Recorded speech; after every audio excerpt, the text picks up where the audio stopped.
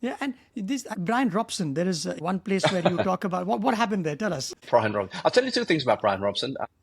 One thing, going back to what you said about finding some way, some common ground with very famous people.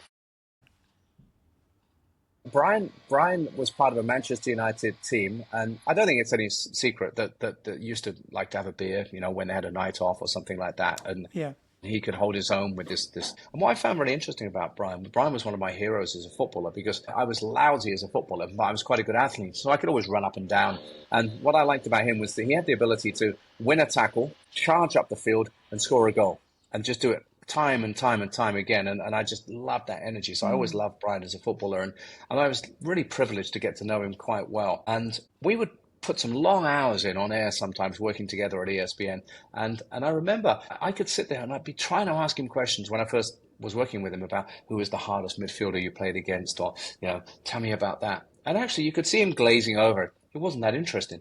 But as soon as I mentioned something along the lines of, oh, I went out and had a couple of beers with my mates, I thought, he'd go, oh, yeah? What'd you do? Where did you go? How was it? And what have you? Yeah. And he just enjoyed that. He enjoyed what he considered to be normal people things, like, guys going out and having fun together, or if I told him stuff about the family. And so what you do is you find a rapport with someone. You find what works for them. And I've seen that with a lot of athletes. Ryan Giggs once told me that he felt very uncomfortable, always being put behind a velvet rope and always being treated as this superstar. And all he wanted to do was just sit at the bar with guys and have a chat. So anyway, you hear that. But the one about Brian that I think you're thinking of is Brian came up with one of my favorite lines. We were live on air, going out to so many people around Asia. It was when we were doing ESPN. And he had a phone in his pocket and it went off. And it was during a halftime analysis and we were live. And, these things happen. But this was quite a loud ringtone. And he slapped away in his pocket and turned it off eventually.